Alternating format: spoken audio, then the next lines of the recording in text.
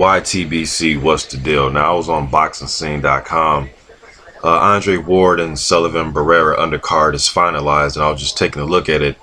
And there's a interesting fighter that's fighting on the undercard, in my opinion, in the non-televised undercard. Zhang Zhilei, he was a 2008 Olympic silver medalist at super heavyweight.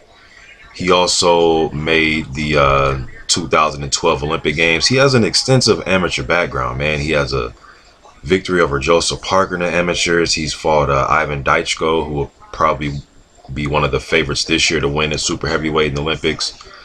Tsar Glaskov, Aliander Solis, Anthony Joshua, who he lost to in the 2012 games.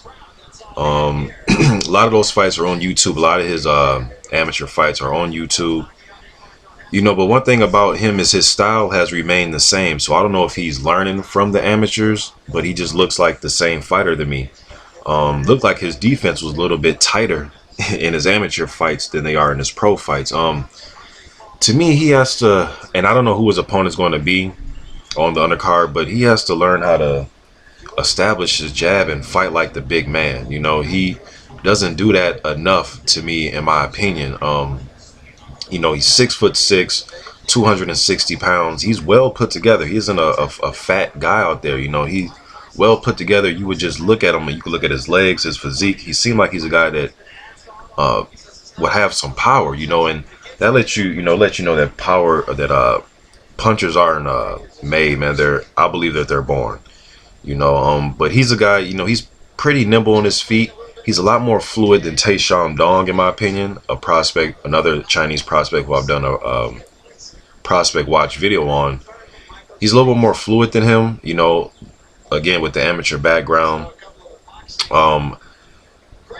7-0 with 4 knockouts. I actually think he lost to Juan Good. That fight is on YouTube. They gave him the fight.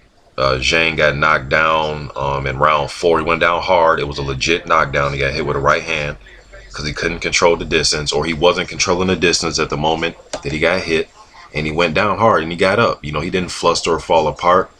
You know, he finished out the 4 rounds, but I thought Zhang won the first 2 rounds, and then the rounds 3 and 4 I thought Good won, and then I gave him a 10-8 round for the knockdown. So I thought he won the fight by 1 point. You know, but they gave it to Zhang 38-37 on all cards, but he will be fighting, just getting it out there, man. I don't know who he's fighting.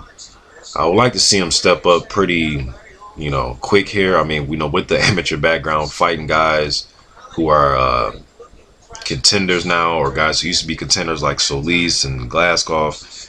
I mean, you just would think that he would be further along in his career, but maybe his handlers, they see something, you know. But maybe a fight with Dong, Taishan Dong, I think that'd be an interesting fight, you know. But he's 32 years old, man. So I want to see him step up, but just from watching the Juan Good fight, I'm not sure how far he goes, you know. He did win the fight, you know. I gotta give him credit for winning the fight, you know. But I just want to see how far he goes with this. I mean, he's been fighting, you know, in the amateurs since about, what, 2003. So he's been around the sport for a good, you know, 13, 14, 15 years, you know. So, or he started winning tournaments by 2003. So that's what I'm saying. I know he's been fighting at least for 15 years, you know, willing to guess that. But, you know, he's been in there with everybody at the amateur level, man. Just he needs to step up. Eric Pfeiffer, another guy who I believe he's already I believe he already qualified for the Olympics.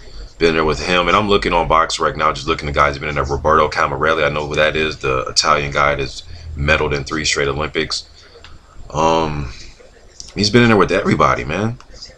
You know, so it's just a question of, is this going to carry over into his pros? You know, to me, he has to really work on establishing a jab, man, and keeping distance when he fights, because guys are getting past his jab and he just wants to hold on the inside. And he was doing that as an amateur, so it's like he's taking some of those same tendencies over into his pro career. But I guess I'm being very critical of this guy. He only, you know, he only has, what, 7 fights, you know what I mean? But 7-0, 4 knockouts, just getting it out there that there's going to be a heavyweight on the undercard of Ward and Sullivan Barrera. if you want to check out that one good fight, I'm gonna leave that in the description box. That was on the undercard of Cotto and Canelo. I believe it was that undercard. But I thought he lost that fight, man. I really did. He looked good the first 2 rounds, but I want him to fight like a big man. He likes to fight from a mid-range, you know, just your 6'6", 260, man. Use that stick, and your southpaw, use it to your advantage, because he doesn't work enough on the inside, in my opinion. But just getting this out there. YTBC, I'm out.